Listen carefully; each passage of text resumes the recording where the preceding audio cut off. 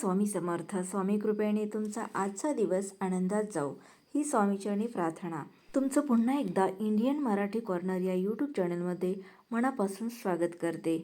Video सुरुवातीपासून शेवटपर्यंत नक्की पहा, कारण अमावस्येनंतर निर्माण होणाऱ्या या ग्रहस्थितीमुळे काही महत्त्वाचे संकेत तुमच्या जीवनात दिसू शकतात, अशी पारंपरिक मान्यता आहे.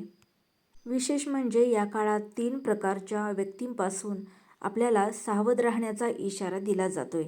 योग्य वेळी योग्य व्यक्ती ओळखली तर काही अडचणी टाळता येऊ शकतात, पण चुकीच्या व्यक्तीवर विश्वास ठेवल्यास त्याचे परिणाम गंभीर ठरू शकतात.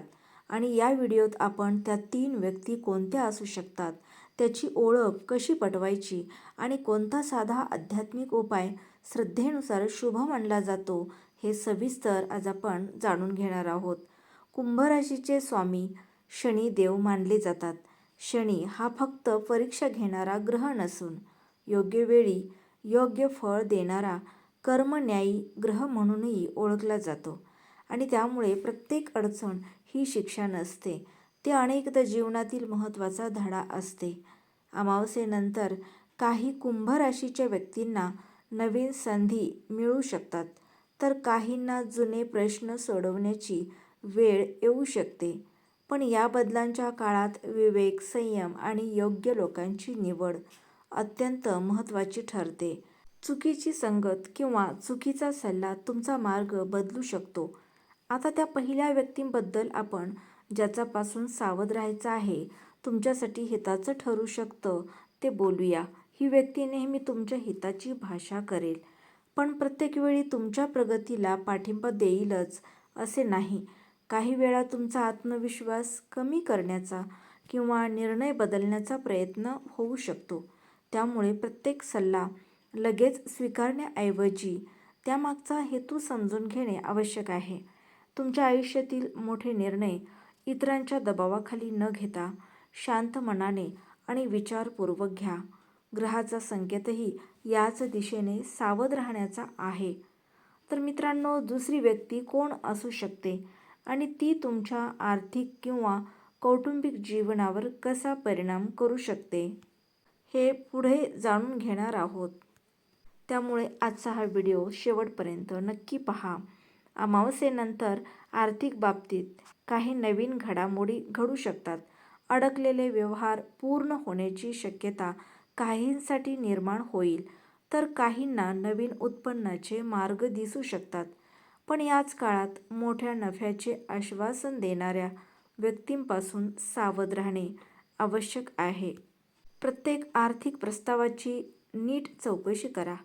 कोणत्याही कागदपत्रावर किंवा व्यवहारावर घाईघाईने निर्णय घेऊ नका. संयमाने केलेले नियोजनच या काळात तुमची खरी ताकद ठरेल. आता त्या दुसऱ्या व्यक्तींकडे लक्ष द्या. ही व्यक्ती तुमच्या वैयक्तिक आयुष्यात किंवा नातेसंबंधामध्ये गैरसमज निर्माण करण्याचा प्रयत्न करू शकते. प्रत्येक ऐकलेल्या गोष्टीवर लगेच विश्वास ठेवू नका. नाते टिकवायचे असेल तर थेट संवादाला प्राधान्य द्या. अनेक वेळा तिसऱ्या व्यक्तीमुळे निर्माण झालेले गैरसमजच मोठ्या वादाचे कारण ठरतात. त्यामुळे या अमावस्येनंतर तुमचे शब्द, तुमचा विश्वास आणि तुमचे निर्णय याची विशेष काळजी घ्या. पुढील भागात आपण जाणून घेणार आहोत की तिसरी व्यक्ती कोण असू शकते, शनिदेवांचा या काळात नेमका कोणता संकेत आहे आणि श्रद्धेनुसार कोणते उपाय शुभ मानले जातात.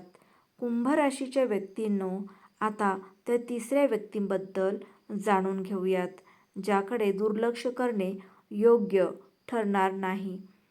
पारंपरिक ज्योतिषशास्त्रानुसार अमावस्येनंतर काही ग्रहयोग असे तयार होतात की आपल्या जीवनात मत्सर करणाऱ्या किंवा आपली प्रगती पाहून अस्वस्थ होणाऱ्या व्यक्ती सक्रिय होऊ शकतात.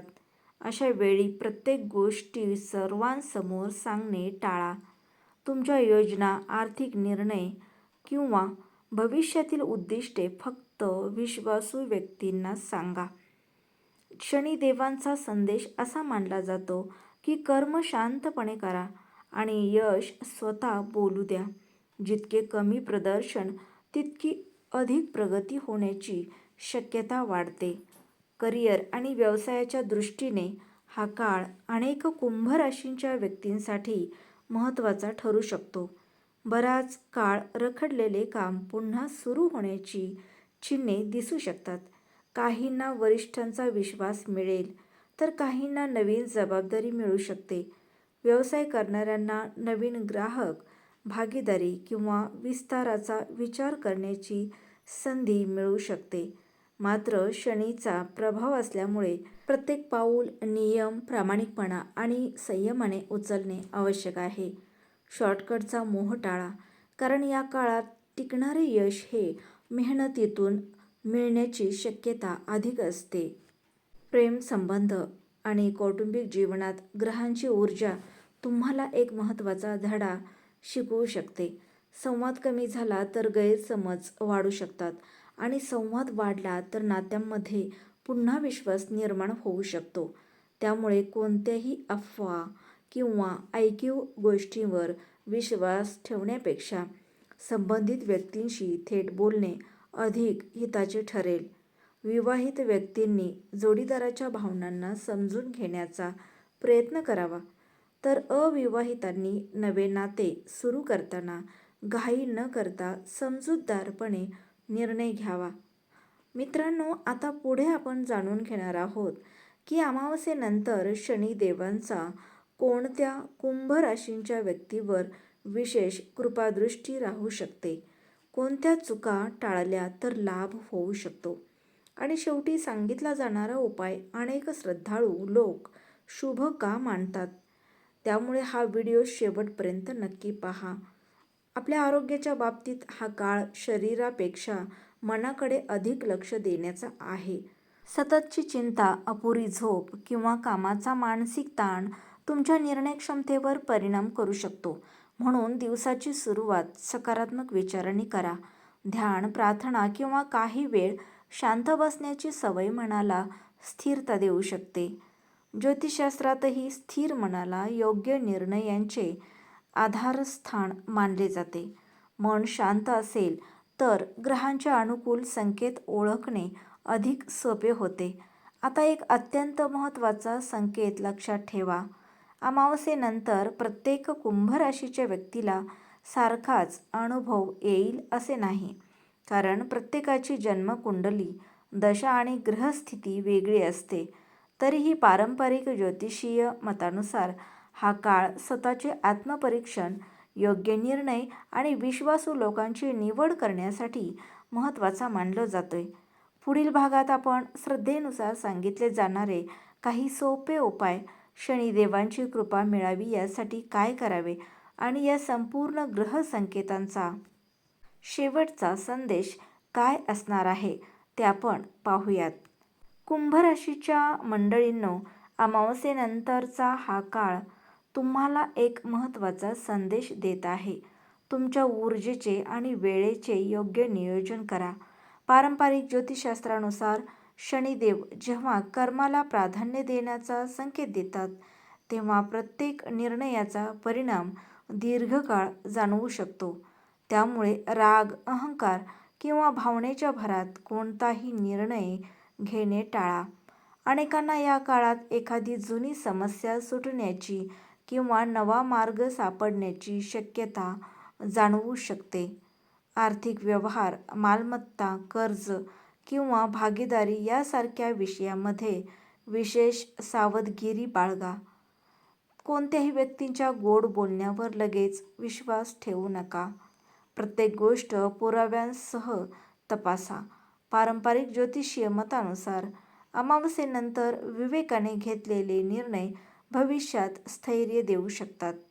म्हणूनच संयम आणि विचारपूर्वक कृती हीच या काळातील सर्वात मोठी गुरुकिल्ली ठरू शकते. तर मित्रांनो, आता मी असा एक श्रद्धेवर आधारित उपाय सांगणार आहे, जो अनेक जण अमावास्येनंतर शुभ मानतात. हा उपाय खूप सोपा आहे, पण त्यामागील भावना आणि सातत्य अधिक महत्त्वाचे मानले जाते. श्रद्धेनुसार अमावास्येनंतरच्या पहिल्या शनिवारी शक्य असल्यास शनिदेवांच्या मंदिरात जाऊन तिळाच्या तेलाचा दिवा लावा. गरजूंना आपल्या क्षमतेनुसार अन्नदान किंवा वस्त्रदान करा. काळे तीळ दान करणे किंवा ओम शं शनैश्चराय नमः या मंत्राचा श्रद्धेने 108 वेळा जप करणे अनेक भक्त शुभ मानतात. हे उपाय आध्यात्मिक श्रद्धेवर आधारित आहेत. आपल्या जीवनातील महत्त्वाचे निर्णय मात्र नेहमी वास्तव परिस्थिती आणि विचारपूर्वक घ्यावेत. लक्षात ठेवा की ग्रह मार्ग दाखवत असतात, पण चालायचे काम माणसालाच करावे लागते. कुंभ राशीच्या व्यक्ती बुद्धिमान, दूरदृष्टी असलेल्या आणि नवीन विचार स्वीकारणाऱ्या मानल्या जातात. त्यामुळे कोणत्याही संकटाला घाबरू नका. योग्य वेळ, योग्य निर्णय आणि सातत्यपूर्ण प्रयत्न यांच्या जोरावर अनेक अडथळे पार करता येऊ शकतात. स्वतःवर विश्वास ठेवा आणि आपल्या कर्मावर श्रद्धा ठेवा. मित्रांनो, ही माहिती पारंपरिक ज्योतिषीय श्रद्धा आणि ग्रहस्थितीच्या सामान्य संकेतावर आधारित आहे. प्रत्येक व्यक्तीची जन्मकुंडली वेगळी असल्यामुळे अनुभवही वेगळे असू शकतात. तर मंडळी, आजचा व्हिडिओ तुम्हाला तुमच्या आयुष्यात येणाऱ्या प्रत्येक गोष्टीशी संबंधित असला तर नक्कीच कमेंटमध्ये श्री स्वामी समर्थ असे लिहा आणि हा व्हिडिओ तुमच्या कुंभ राशीच्या मित्रपरिवारासोबत शेअर करा. अशाच राशी भविष्य आणि आध्यात्मिक मार्गदर्शनासाठी इंडियन मराठी कॉर्नर या यूट्यूब चॅनेलला सबस्क्राईब करा. पुन्हा भेटूयात अशाच एका नवनवीन व्हिडिओसोबत. तोपर्यंत श्री स्वामी समर्थ.